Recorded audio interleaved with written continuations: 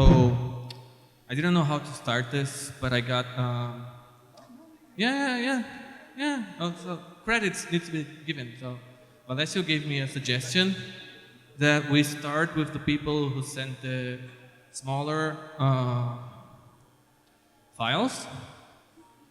So which should be lighter, I guess. Lightning talks.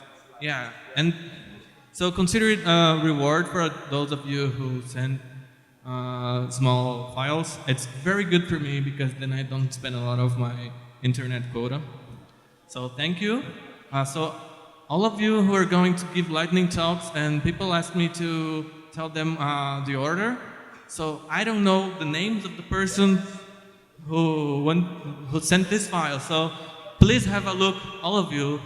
So who sent me the sal.pdf file? I think it was Adam. Yeah. So he's going to be first, and so the next one will be the one who sent Linux dev, lightning talk, whatever. So be ready after Adam's finished with his talk.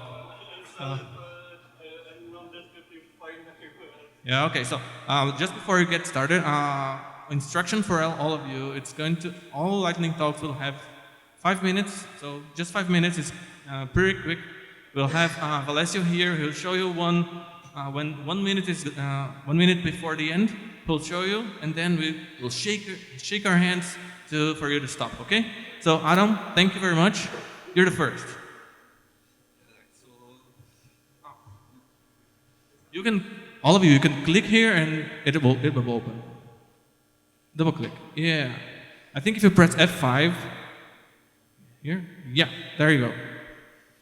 Well, so like about speeding up flashes. When you write something to a file, then it's kept in the file cache until either the kernel decides to write it down or you request that immediately. But the problem is that every disk reorders the write. Even the ancient spinning disk still do that elevator thing. Well, in the physics, but so do modern disks, which can do a number of writes at the same time. The problem is that those will be ordered. So every transaction needs to separate f-syncs or an alternative. Well, there are some techniques, but there is no real way around those two f-syncs. The problem is that the f-sync API waits for complete instead of doing write standards, you need for the write to be entirely finished, even if what you want is to order them, that there is no data corruption. Well, there are similar APIs like msync or sans file range. Sans file range is better because it allows to do a number of f-syncs, but for ordering you still need those flashes to drain, to persist completely to the disk. Well, there were some ideas like value syscall, which never got implemented, mostly because only some file systems can do it right. But even those which can't will still benefit in cases like, for example, NBD and so on. NBD is good for illustrating this case, because if you have some server on Earth and a client in Pluto, then it takes 9 hours to go. You can't go faster than light, so it goes 9 hours one way, 9 hours second way. So for two F-syncs, you need 36 hours. But if you can say that do this write, and then do the next write, and don't swap them around, then you can put those two in one single packet or a series of packets that are numbered. So you can send that, and as far as consistency is involved, that's done. If you need to be sure that it went through, that you need to ask for a confirmation, but that will still take only a single round. Well, old spinning disk cannot be.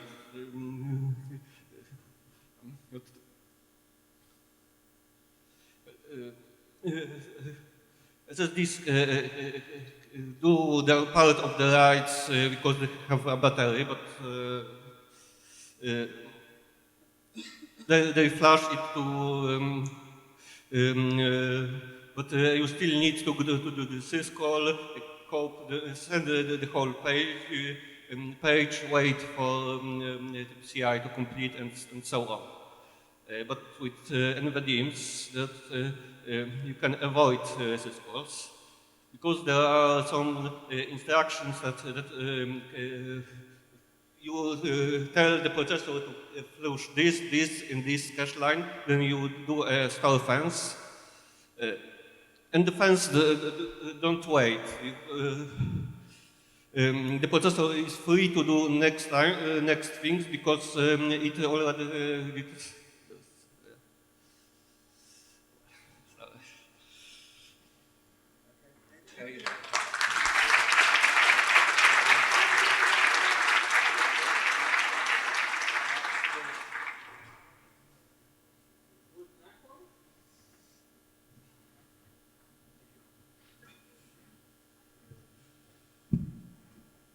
So the one after him, just have a look. You should be the kernel drivers containers.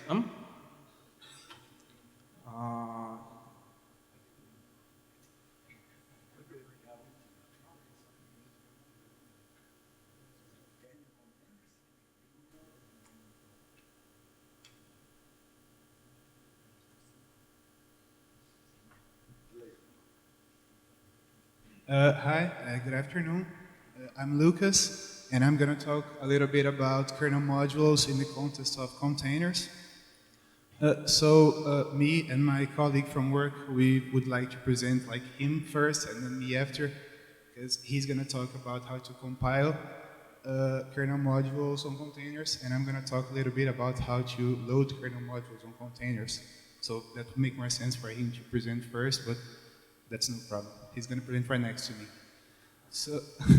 So when you talk about loading kernel modules from containers, it can sound a bit counterintuitive when you take into account Docker's design principles, mainly when you take into consideration permissions, because you're going to have like a container influencing the host's way of working, which also influences containers running on that host. So that's not good from the Docker's perspective of view. And also, you're going to lose that reproducibility from Docker containers, because your containers will be able to run only on kernels with the same version of your kernel module. So that's also a no-go from Docker's perspective. If this is so like counterintuitive, why are we talking about it? It comes from a problem of one of our partners. They were using our distro, it's called Horizon. It's basically Linux with a Docker runtime, so it can run containers. And they were using it as it was when it was on a testing phase. So it was missing one of the kernel modules that they needed for their solution. So to fix that, we created an image, a Docker image, that they were able to run and load that module. So like that's the main point. Like you on your container with your application and your solution, besides deploying the container with your solution's dependencies, you can also load your and eventually needed module, like all in the same container. So the workflow, you should compile your module first, and then you find a way to insert that module on your image, and then lastly, you run that image on your target. In our case, it's an ARM board. That would make more sense if it was after Leo's talk, so that's the workflow with the tool that he's going to show you. This is an example Docker file.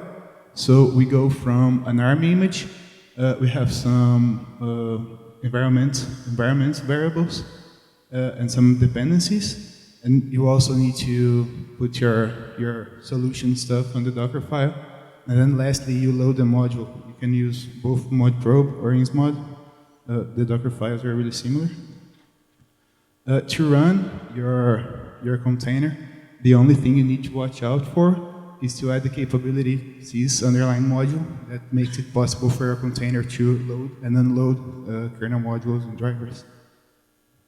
So lastly, on this last slide, we just wanted to point out some possible issues. For instance, when you take into account your container's permissions, you shouldn't like give it all available permissions. It's not good practice, obviously.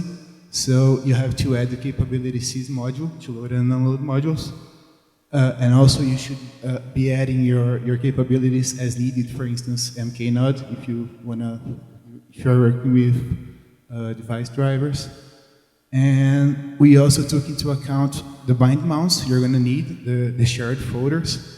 So if you're using modprobe, you're going to have to share your lib modules folder, and also the dev folder if you're working with device drivers. And that can also be a security vulnerability, so you have to take that into account as well. So I guess that's it. Now Leo's talk is gonna make more sense out of it, so thanks.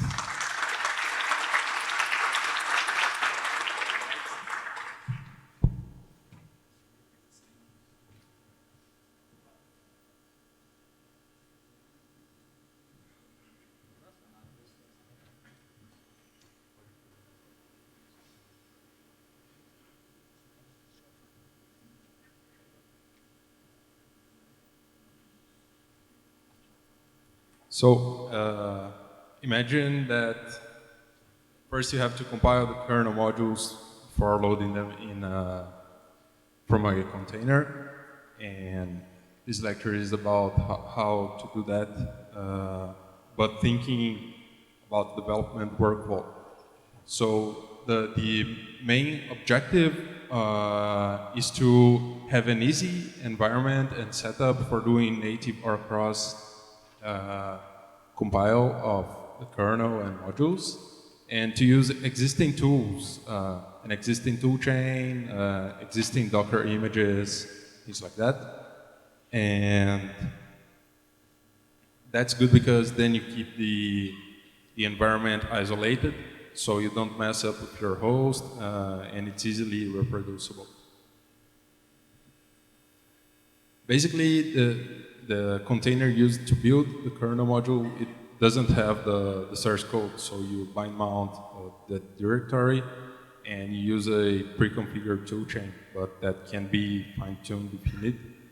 And it's good that it has a shell, so you can easily iterate over like compile, test again, and something that you can customize somehow that Docker offers you. I did some research, found some projects that might fit, and the one that seems the best fit was Dockcross, and it already has an integrated toolchain and one Docker image per architecture.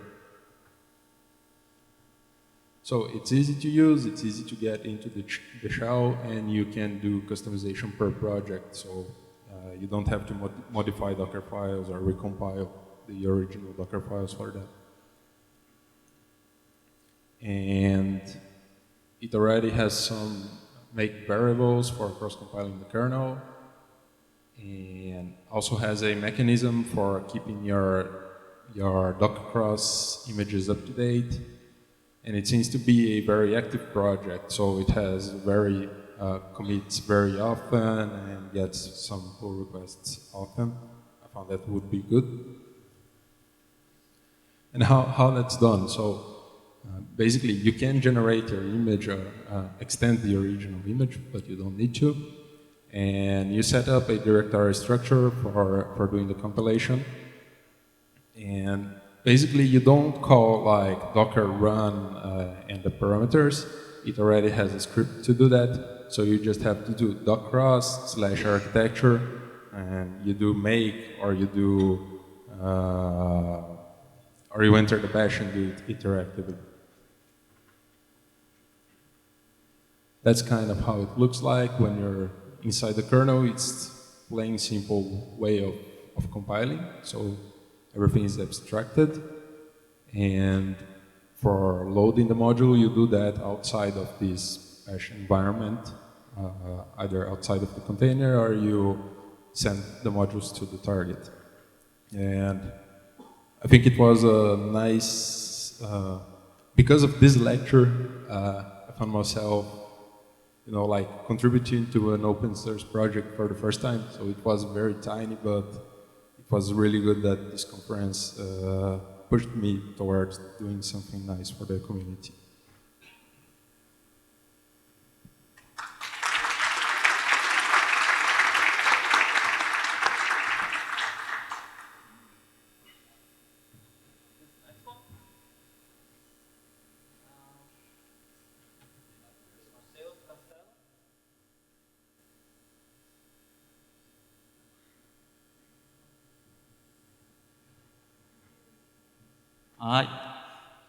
Let's try it. I will talk about .NET Foundation, .NET Core IoT project as an open source project from Microsoft. And Microsoft is changing this, the way of they are making software is more opening this software.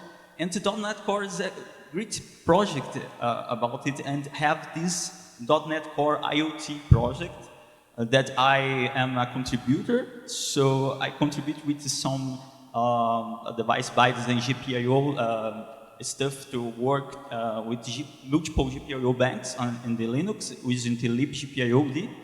And from my point of view, is a very open community with the guys helping you for starting with the project and everything. From my point of view, is a good community for open software.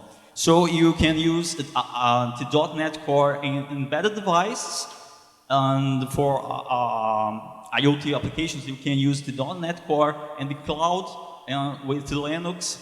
Of course, performs better than in the Microsoft Windows. With containers and everything, you can use the C# and all the .NET framework stuff for IoT applications. So here is an example of use the GPIO drivers. This is some stuff that I contribute using the libgpio driver for Linux, right? That use the dev GPIO from GPIO subsystem. Okay, it's very simple. Arduino like to access GPIOs. And here, other example, use the IoT device bindings. So it's very simple too. You have some devices, you simply do a new device, and you have all the properties and methods to access the device capabilities and features. Okay. For those they want to contribute, this is the GitHub from the .NET IoT project, and here the comments you use to add the packages on your .NET Core project. Okay. Well, this is it. Thank you.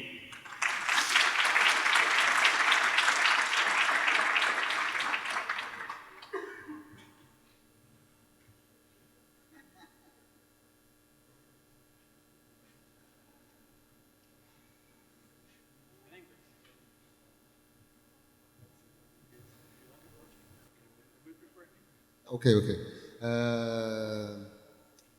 This is an unexpected moment to talk in English, so sorry by my pronunciation, sorry by poor English. So I'll talk about CDN. CDN in the edge of the development. The CDNs, or content delivery network, are, I can say, an evolution of proxy, because they act as an medium guy between the client and the origin of the content. So, content delivery network deliver pages, it's obvious, and try to do that through the user location. It means that try to deliver to the user a content from a server close to him. This page origin may be cached, so it will try not only be more faster the access to the content, but distribute the requests, avoiding overload the origin of the content. Let me see. Okay. This image show you something that maybe help to understand how it works. We have a user, they send a request about the content. So this content could be any place in the world, but the CDNs between the user and the origin of the content will decide which server is closer than that user. In this case, this server could be only a cache server, not only the producer of the content. So, the first moment of the content delivery network was something like that. A user, a lot of caches, some of them close to the user, and an origin that can be accessed when the cache has the content. With time, the people noticed that there is other tasks that a server that is a CDN could do. For example, WAF. WAF is a firewall in the application level. There is a boot protector, protecting the content against or helping bots, robots that map the content through the internet. DDoS requests and some other stuffs. So this was the next step in the evolution of CDNs. Today, they note that a CDN server called now as Edge server could have a lot of different research features that could help the content be distributed in the more efficient way. So this brings us something called edge computing and edge applications, where a content could be not only cached by the edge, not only can be protected by the WAF against the DDoS or boot, but can be changed and verified, checked, related to the content of the request, content of the response, and authentication and a lot of other issues related to the content, to the request to the content. Okay, people. That's the end.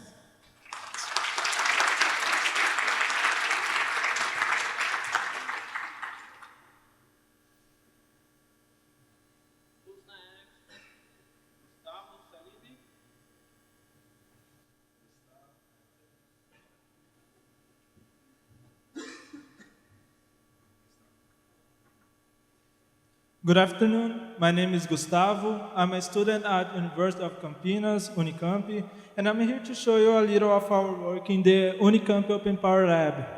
Well, we do other things such as cloud computing, but I'm here to talk specifically about our work in porting software to power from 2017 to here. Well, often when producing new software, we don't think about the architecture that will be supported. We just keep in only x86 version of that. But the world's bigger than x86. For example, if you have a smartphone in your hands, you are using ARM architecture.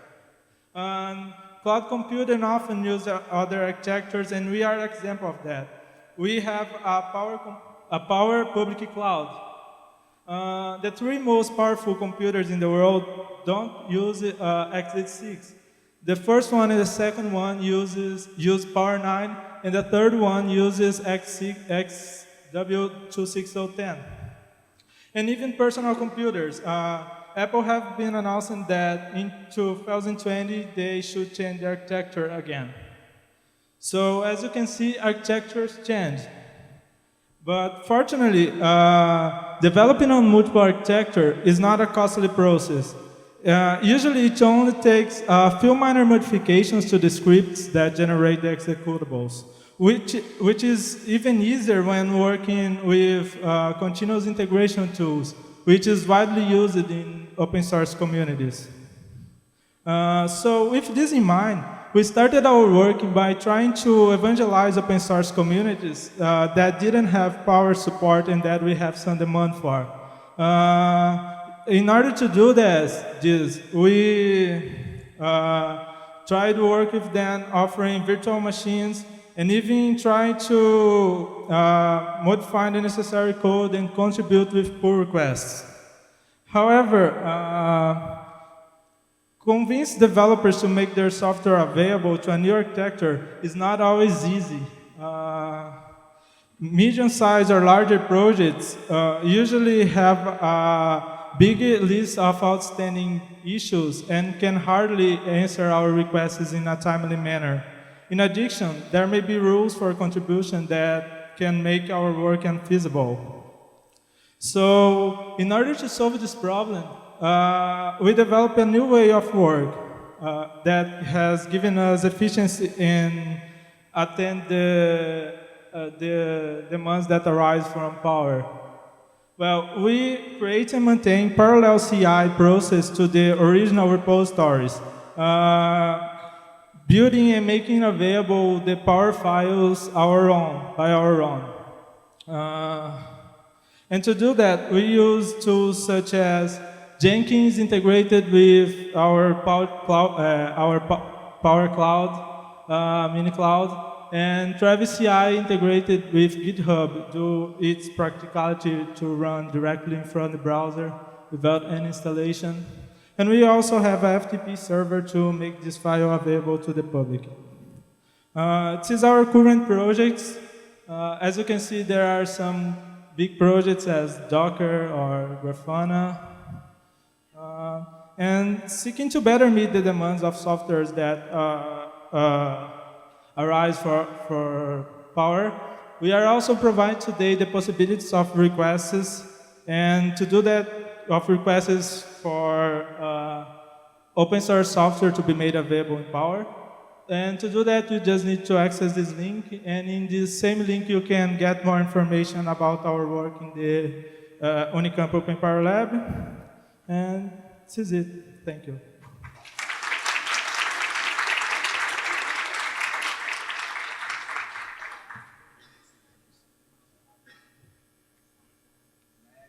Next one, Matheus Castello.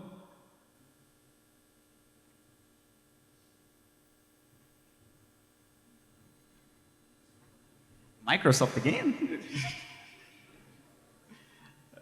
I will talk about a problem that I have in my development. So, not in Microsoft, okay? Well, today we have on the Docker website this image that we have Linux and Windows containers to deploy in the cloud and data centers. I never see anyone using Windows containers. Someone? No. So, but today we have one thing that we can do Linux containers and deploy at the edge in embedded devices, Linux running Docker's runtime, okay? So my problem is, at TorahDexWare we are using Horizon, that is a Linux distribution, a minimum Linux distribution, only for run a Docker runtime. So generally in my development setup, I have my source code, my configurations, and a Docker file that will encapsulate all these things in the Docker image, and I have to deploy it in my target device, my embedded device. So I have to push it on my Docker hub and pull in my embedded device. So I have this channel and the cloud to do it. But maybe my internet not help me with this. So what I think is made a Visual Studio Code extension that will make this directly to my embedded device. So in my extension, I have generated the Docker file in my root project folder. So the extension will do to build the Docker image in a local register in my development computer, and VS Code you do the commands via SSH and the embedded device to pull the image from my local register. Okay, this is how it works. We have we already have the extension from the Docker, right? And now we have a Docker at the edge extension.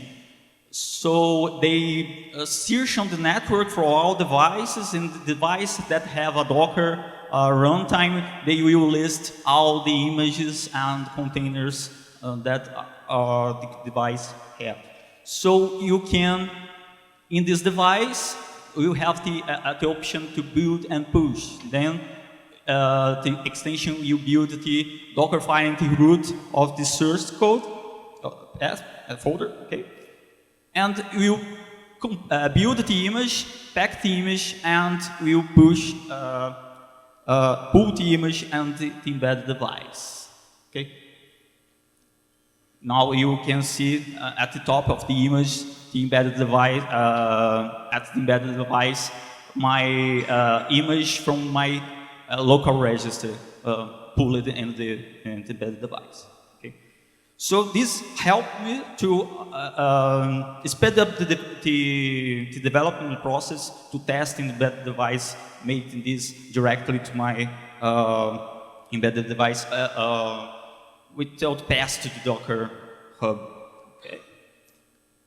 And then in the extension too, you can make the commands of the Docker, so you can run with arguments and everything, delete the image or other stuff. Okay, so it is it's open source too. You can contribute if you want. Pull requests are welcome. And I don't know if it's a good idea. If you have other opinion, please talk to me about this talk. Thank you.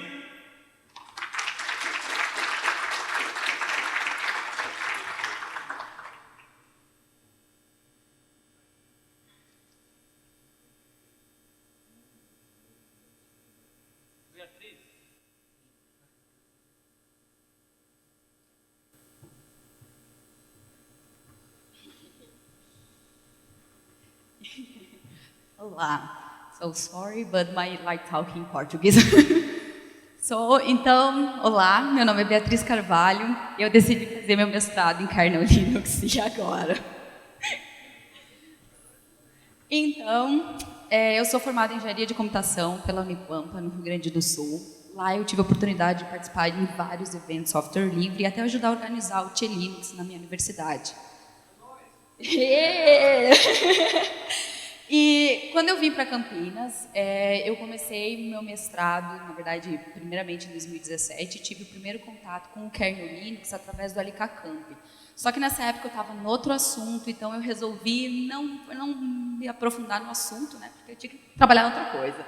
Mas, como diz o universo, né, trabalhou a seu favor, a meu favor, na verdade, sei lá, eu. E daí, em 2019, acabou que eu precisei trocar de orientação e ai, meu Deus do céu, desculpa aí. Fui trocar a orientação com a professora Slane. E daí, na conversa, assim, surgiu a ideia, pô, que tal a gente trabalhar com o Kernel Linux? Eu sempre tive vontade, mas eu juro, eu tinha medo, né? É um universo, assim, que a gente não sabe para onde a gente vai. Eu disse, então tá, vamos lá. Eu comecei a estudar sobre o tema, procurar um monte de arquivos e, gente, eu não fazia ideia por onde começar, o que eu tinha que fazer, eu estava super perdida. Então, né, eu disse, bom, vamos voltar para o LK Camp, lá eu sei que eles vão conseguir me dar uma luz. Daí eu, conversando com o pessoal, em especial com a Ellen, pedi uma ajuda.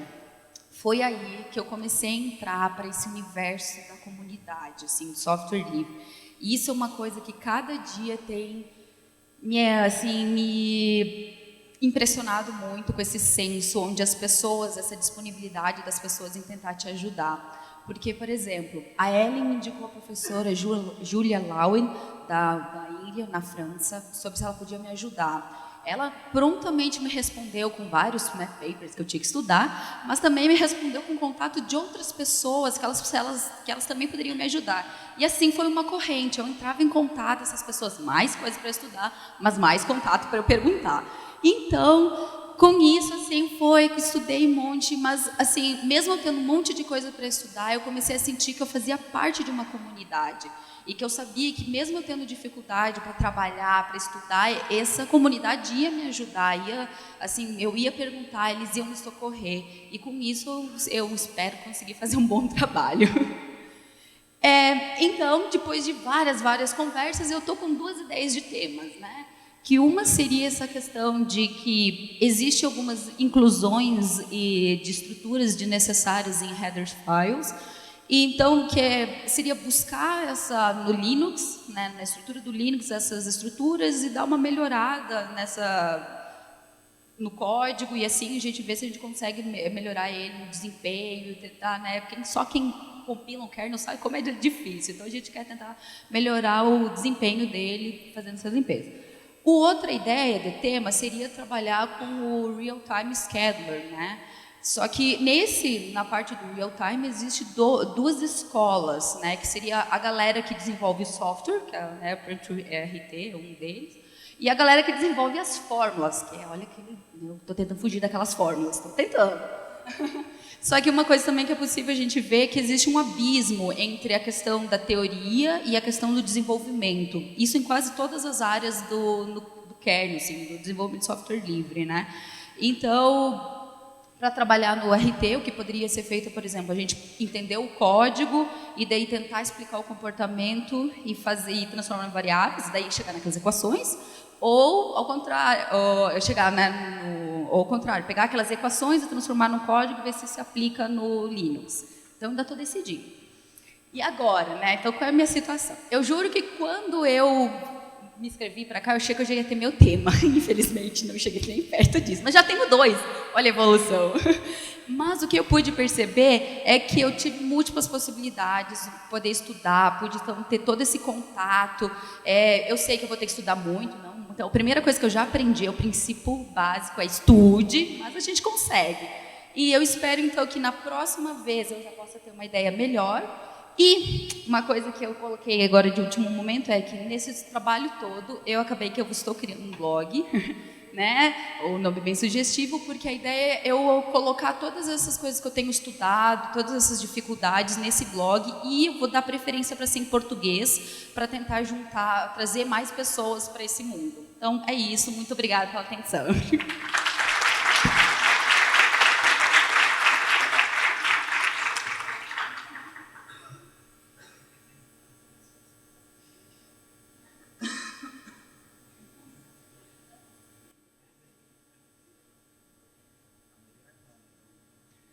Oi, tudo bom? Practicando portuñol. Hi, well, my name is Eduardo Silva. We already met these days, so thanks for the invitation. I'm an engineer at ARM, and I work on this project, which is called FluentBet. I hope to bring more t-shirts next year. So this is all about logging, and there's an intrinsic problem in logging. This is not about syslog or syslog, is more than that. Happen that on every system, we have many sources of data. For example, you can consider that your data it's coming from channels like TCP, UDP, the file system, journal-D, sensors, or anything can be generating data. And at some point, you would like to do some data analysis. But in order to perform data analysis, you need to collect the data and centralize the data. The following problem is that data comes in different formats. So if we just look only to the cases, for log files, we can see the Apache log files is different than MySQL, than JSON maps, and so on. So how do you correlate all this information? How do you process all this information together? If you send a message, that message also needs to have some timestamp. When this message was generated and where it's coming from, maybe a stream. This can be like a container log file. But also, data get a structure. And with that structure, it's not enough. Also, we need context. And if you look at the Kubernetes case, when we generate logs from containers, we also need to append some metadata, namespace, labels, and that comes from annotations too. And how do you solve this problem? So data from many sources, from different formats, how do you unify that? So we came up with this design years ago, and not me, or people from my team. So basically, you get the data from any input, you parse the data, you filter the data, you buffer the data, and route the data out. And this theory is called FluentBet in code. And FluentBet, that's what it does. It just collects data from multiple sources of data, process the data, and ship the data out for your own database or cloud service. The project started in 2015. It's part of FluentD project. Maybe you are more familiar with. But FluentBet is written in C language, originally written from embedded Linux, but now running most on the cloud. It's tied for low memory footprint, 500 kilobytes or more. This is kind of a lie, because if you are processing more data, you need more memory, and you consume more than that, right? But if you are doing nothing, like idle process is like 500 kilobytes, you can attach plugins to support different kind of inputs, different kind of filters, parsers, and outputs. And of course, it has a built-in security with TLS. And basically, when application generate a record or a log file, what we do is generate kind of representation of that message. Internally, we get the timestamp plus the message. And we do that handling an internal representation in binary with a format which is called message pack. So you can consider that message pack is like a binary JSON, but of course, without the performance penalty. So here we are. The application generates a message. That message becomes a record. The record is serialized. And then we group these records. They go to the storage phase, which can be memory or the file system, depending on what are your scenario. And of course, then we route out the information to any kind of output destination. Destination can be Elasticsearch, InfluxDB, or any database that you're working with. So where is FluentBet in the cloud right now? Are you familiar with Kubernetes? Docker containers? Okay. Kubernetes, you have a master API server and 100 of nodes, but every node is running a pod. A pod can have many containers, and you have many pods in the same node. So how do you collect data from all of them? Basically, you run this service, FluentBet is a daemon set, where it collects logs from the local node and then enrich with metadata from the API server with labels and annotations. And then you ship the data out to your central database. This can run in the cloud or embedded devices, embedded Linux mostly. We have 200,000 deployments every day, which is a lot. So in a week, we have more than 1 million. So if you want to contribute on this and make an impact, you're welcome to join us. So I think that we don't have more time to cover the internals, but I'm happy to discuss this after the session. Thanks.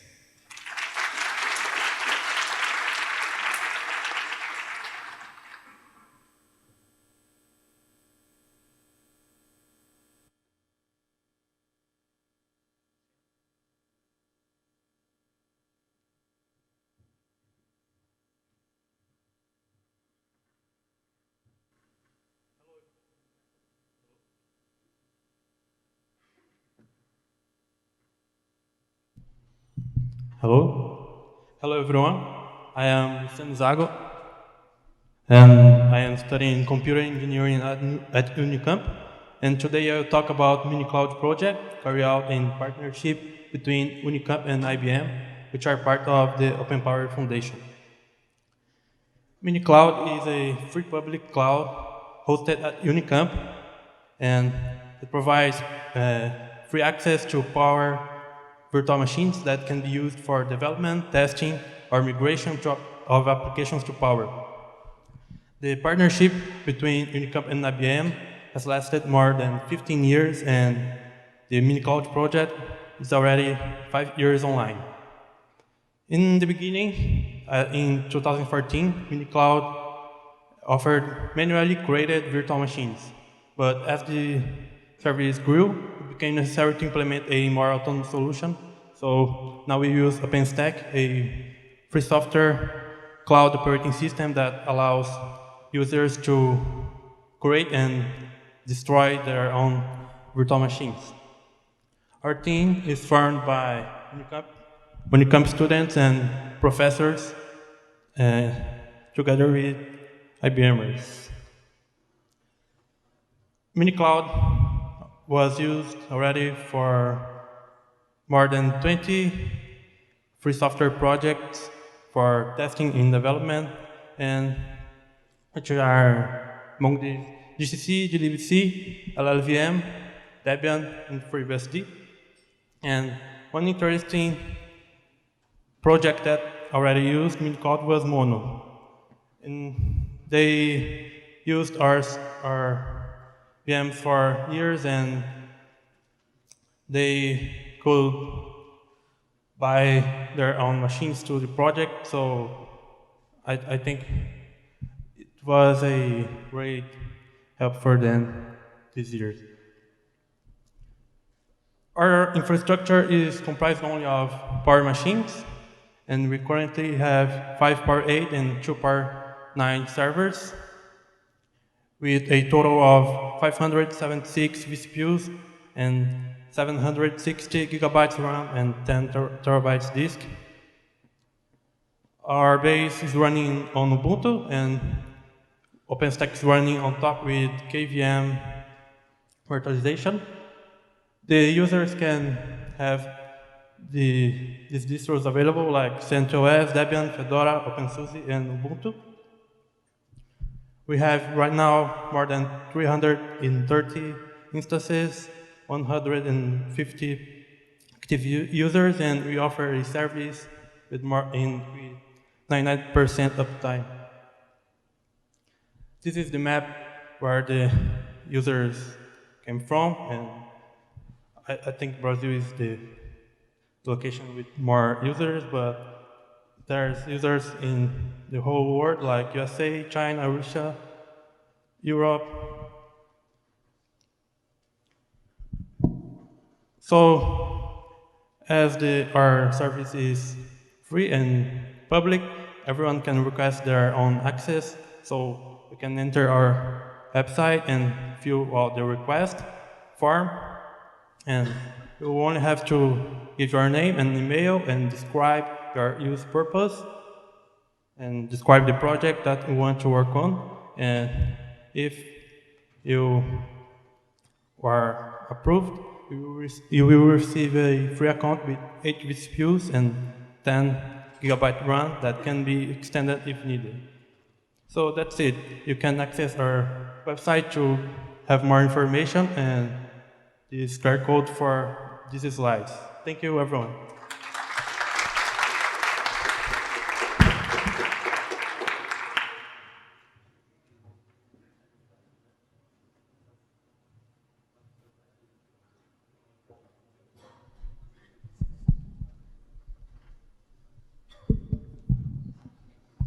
Hello, hello.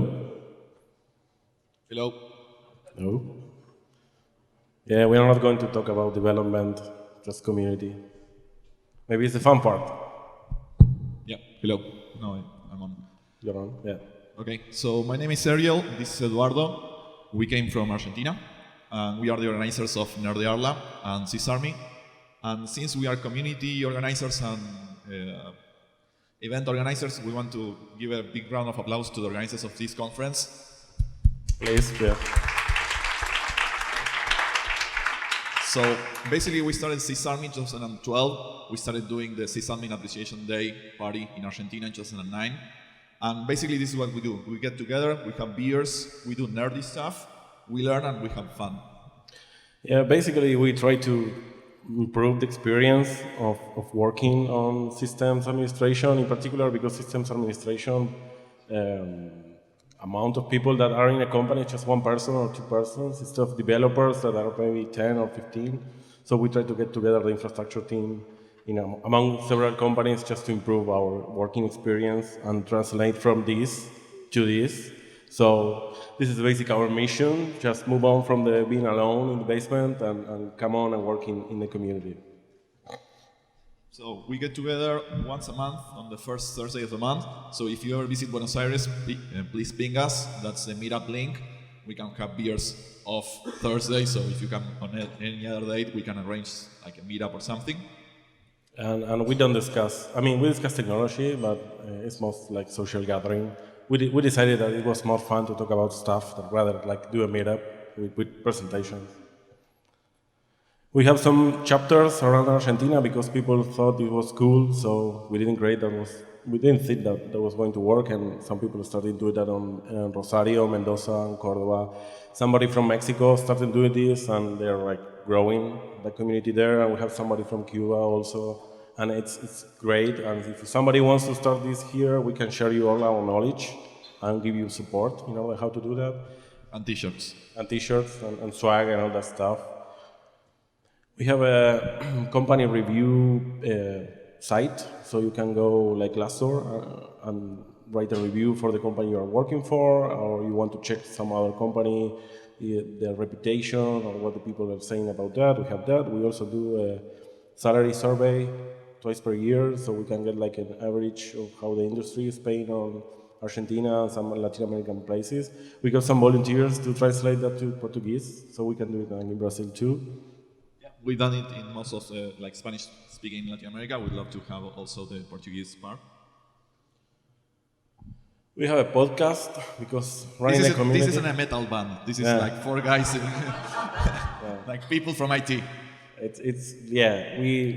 We don't have enough stress in our shops, so we committed to do like a monthly podcast, and we are talking about processes and how to improve work and stuff that cool podcast doesn't talk about. So we do like the old stuff and boring stuff, but it adds value that somebody from the community can come to the show and explain their expertise and their opinions on that. Nerdy Airline is an event we started in 2014. It's basically a co-working event, so people come with their laptops and work throughout 3 days. There's also talks and workshops and lightning talks such as this one. And the idea is for people to resolve their problems or things that they cannot resolve at work, to have somebody with more knowledge on technologies during business hours, because what happened was we tried to do that off hours with beers, and that wasn't always a good idea. So we started this like Nerded Up event. This is how we grew. This is total number of registrations. Starting in 2014, we only had 60 people coming in, and for this year we are expecting around 2,000 people. It's a free event, so if you happen to be in Argentina during those dates, please visit us. Yep, it's fun. Please come. On Saturday we usually have like science talks, not only technology. It's like science, like more Discovery Channel type of material. So this was our closing talk on last year's event. This guy there is a philosopher. Yeah. So we were talking about how like being a nerd could change your life and stuff like that. Like just to bust your ego. This is the call for papers. It's still open. If you want to submit a talk or an activity, we are like super happy if you want to share that with your community or work, and let us know if you want to come or do something. Okay. That's it. These are our social media ways to communicate with us. Our Twitter account is more like memes account. That's our success. So feel free to join and share. Obrigado. The only word in Portuguese.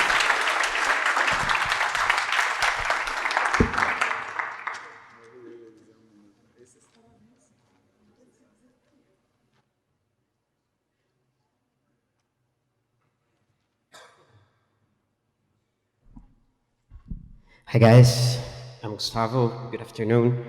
I'm a field application engineer at Toradex. So I'm gonna talk a little bit today about HMP. It's heterogeneous multi-core processing. When you have a microprocessor and a microcontroller in perfect balance, as all things should be. So in a HMP system, you have multiple cores with different architectures. So you have usually a Cortex A core and a Cortex M4 core. You know, the Cortex A core will be running a traditional OS like Linux, and the Cortex M4 core will be running, you know, an RTOS like FreeRTOS or Zephyr. So this is useful for low power applications where you need to, you know, save battery, so you can put the Cortex A7 core to sleep. You put Linux to sleep and leave the Cortex M4 core running, so you can save energy. Also for real-time applications, you have situations where you need hard real-time, you need deterministic performance, so this is useful for this. But, you know, I can just put a microcontroller on my cardboard, right?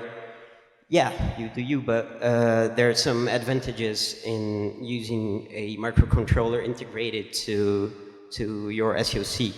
So first, if you put an external microcontroller to your board, it's an extra part for you to route. Also, it's an extra cost. You know, you have it will set you back $4 or $5 per board. So there's this, and also you spend some of your interfaces, UART, I2C, SPI, to communicate with your external microcontroller. Using HMP, all communication is internal. And also it's supported in Linux. You use RP message. You can do communication between the two cores, and it's faster and it's, you know, more reliable. So use cases for this. Process control, you can do like PID control, hard real-time control, stepper motor controls. And also DSP, signal processing, you can do, you know, specialized signal processing and just send the process signal, the signal already processed to Linux. And also the two cores are isolated. You know, you share some peripherals, you share some memory, but the two cores are independent after all, right? So this is a basic overview. It's a very interesting technology. We see a lot of customers using it, and this is just an introduction to get you, you know, up and running with it. So thank you.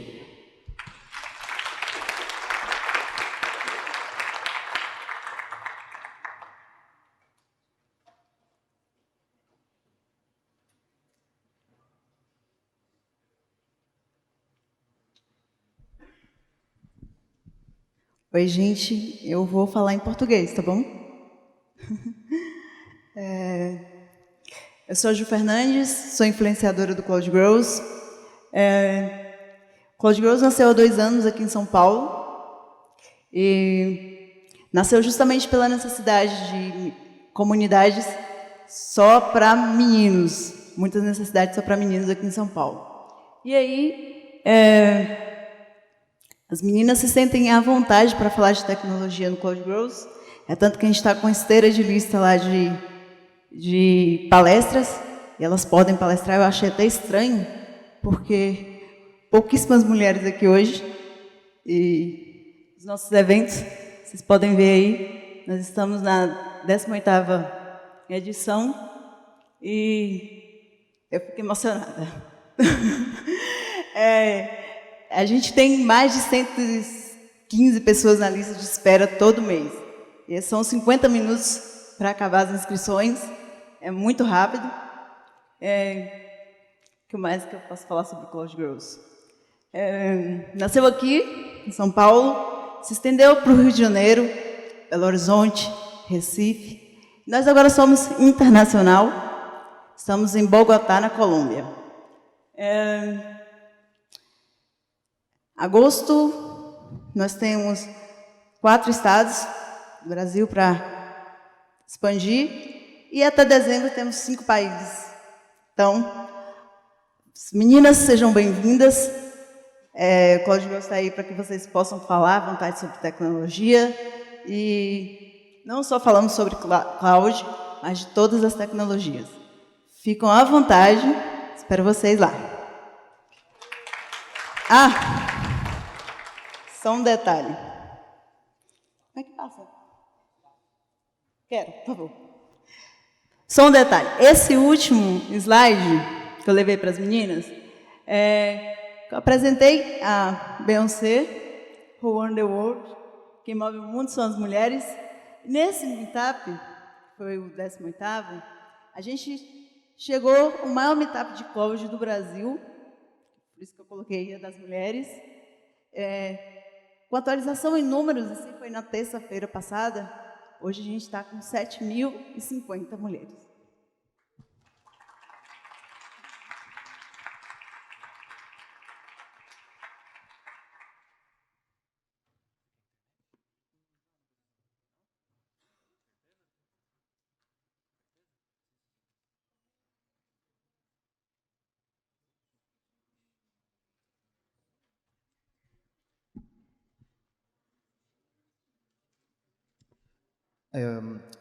Good afternoon. My name is Pablo. I was a leader of the free software community for 8 years in the GUTL, the Free Software and Free Technologies group in Cuba. Today I want to talk about the challenge and creativity in the Cuban community. Many people, most of the people here who knows about Cuba, raise the hand. Well, many people know about the Cuban cigars, about the mojitos, about the salsa dancing, but also in Cuba we have like a huge free software and open source community. This community born 20 years ago, and in 2009 we create the Free Technology User Group, GUTL, o Grupo de Usuarios de Tecnologías Libres en español. And this group born for the necessity to bring support to all the members with the reality in Cuba, and also to try to create like a huge bank of free software and free technology and knowledge. Putting in context, if you see this map, all these blue lines are fiber optic cables, all are around Cuba, but anyone touch the island. That means we don't have in that moment access to internet using fiber. Only we have access to using satellites. So someone of you can imagine now coding, programming, or working in a community without any connection? Anyone? Okay. Well, we would used to try to use this philosophy. When one of us arrives or get a goal, everyone's get it. And that means we share. We always try to share the knowledge, the software, the coding. That means when someone have access to internet in the community, or someone have the opportunity to go outside, come to a conference like this, try to get all the knowledge possible, all the software, the programs, the documentation, and when they come back or when they meet with the community, he shares. That means we create this scheme where the people go to mensual meetings. We have a Untitled Fest, and the people there have the opportunity to share the software, the knowledge, and everything. Well, this is a photo from one of the free software Untitled Fest. We have this creative way to create a directory where everyone in the community put his personal information, all the information they have, software, documentation, everything. They share, and everyone can go to his home or his work to get this information. This is Perry Mason. This was a dog, and one of member of our community want to put Cuba on the map, put on OpenStreetMap, and he was walking around the city because in some time we are not legally, they have the right to use GPS, and he put his GPS in the dog and walked around all the city to map the city. In 2012, we have connected to internet through Venezuela, but nothing lasts forever, and now we have this problem. Most of the sites start to block us for the US embargo. That means SourceForge, Google, and also that was the last month, the Docker. Now this is happening now. Since 2 weeks or 3 weeks ago, GitHub start to block most of the Cuban developers, and all of his projects are there, but we don't have access anymore. And that means we need to create other solutions like repo.utl. It's like a local application to put all the Cuban projects and the source there to share with the community. And all these projects work locally. Most of the time you don't need to put online. You can share person to person. 1 minute? Okay, 1 minute. We're going to back because I think I don't have time. Okay, this is Alarife, and this is a software the community create offline and online encyclopedias. This is Misox. It's a project to create a custom version of Debian, and in the easy way to every people don't need any knowledge can create his own version, his own package, and very customization of Debian, and that's helped to put Debian in more computers. And this is Videomorph. It's a solution to convert a video and audio solution. Okay, and for the last, this is KubaConf.